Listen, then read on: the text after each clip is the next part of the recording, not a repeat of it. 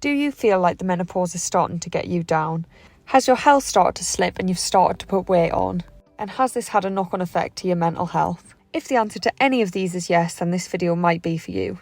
I'm going to be sharing the number one reason why you're finding it hard to lose weight during the menopause, why it isn't your fault, and what you can do about it. My name's Morgan and I'm a nutrition coach for The Final Diet. We help women who've tried and failed at dieting in the past to lose weight. So to understand how the menopause affects us, we need to take a bit of a closer look.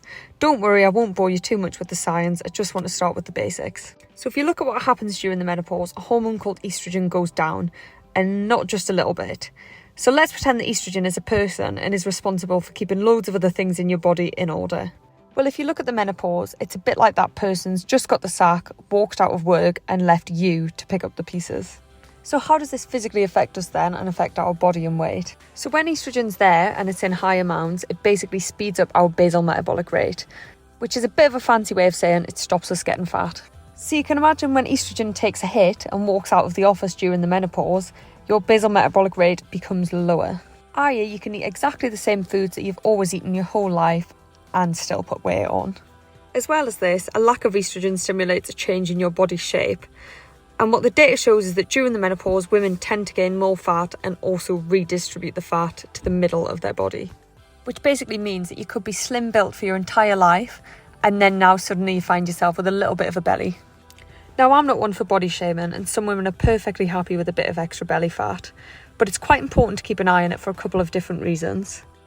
So fat held around your middle is basically the most metabolically active, which means that it can increase your risk of certain diseases like type 2 diabetes. And I don't mean that to scare you, but postmenopausal women are already at an increased risk of type 2 diabetes. So if you struggle with your blood sugar already or struggle with your weight, it's extra important to keep an eye on your diet during menopause. So this leads me on to point 3, which is the fact that you might experience a loss of bone and muscle mass. Again, that's not meant to scare you, but I just want you to know how important it is to look after your health. At the end of the day, you want to be able to perform everyday tasks like walking your dogs or holding your grandkids as you get older. So from my first 3 points, it's obvious that your body changes, and on top of that you have all of the other potential symptoms of menopause. Now, as well as all of this happening which can make you feel crap, the hormones itself can make you feel a bunch of different emotions too, which brings me on to point 4. Now, to put it bluntly, the menopause can make people's mental health go to absolute shit. Now, of course, this isn't for everyone and everyone experiences it differently, but for lots and lots of women, the menopause can literally sneak up on them like a ton of bricks. So why am I bothering telling you all of this? So firstly, it's because you need to appreciate that your body is going through quite a rough time at the minute. Now is as important than ever to be kind to yourself and appreciate that you may find yourself struggling with stuff that you've never ever struggled with in the past. So it's also important to know exactly what is out of our control, what will happen to our body, and what we can do about it. We need to take back the reins, take back control, and put a plan in place so that the menopause is as happy and as healthy as it can be for you. So what is it that you actually need to do to be able to do this? So step 1, I want you to figure out where you are at the moment with your physical and mental health. So I want you to buy a new notepad and pen from the shop and arrange half an hour of interruption-free time to ask yourself some questions. Question 1, so how well are you coping at the moment, and make sure to include physical and mental health. Number 2, so are you willing to be a little bit more selfish? Now, this seems like a bit of a strange question, but menopausal women are notoriously unselfish. You're going to have to prioritise some time for yourself, which means letting a few people down here and there. I know certain commitments are hard to get around, but you need to be able to treat yourself as if you would with anyone else important in your life. And on that note, I want you to ask how much time you currently spend on yourself.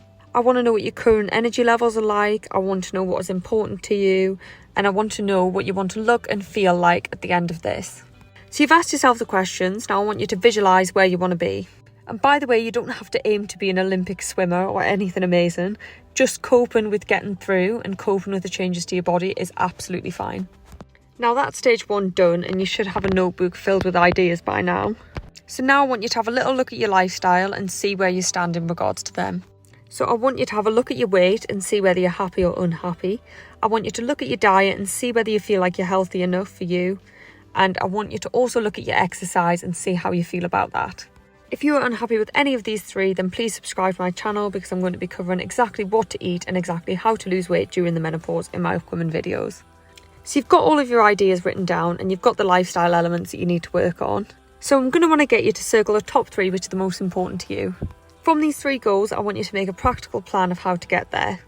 So that means splitting each thing up into daily goals. So for example, if your main goal is muscle loss, then you're going to want your daily action to be something like strength training at the gym and eating 2 servings of protein and calcium each day. Review the start of this video again and remember how your body changes and make plans accordingly. i.e., if you already have quite a lot of tummy fat, which you don't particularly like, it may be a good idea for one of your goals to be to focus on weight loss. And just as a side note, if you know your goal but aren't sure the daily actions to take, feel free to comment down below and I'll be happy to reply and break it up for you. Stage 3, so you've got your overall goals and you've also broken it up into your daily goals. Now we need to check in very briefly once a day and also once a week. Now I get that everyone's busy, but it'll make a massive difference, I promise. So let's use an example of how a weekly reflection would go. So have I achieved my goals this week? No. Why? Is there a genuine reason? No. What is the reason? So I've slept in most of the days. Are my initial goals important to me? Yes. Is where I am at currently serving me? No. Is where I am at currently making me unhappy or unwell? Yes, potentially. So is an extra 50 minutes in bed more important to me than achieving the goals at the start?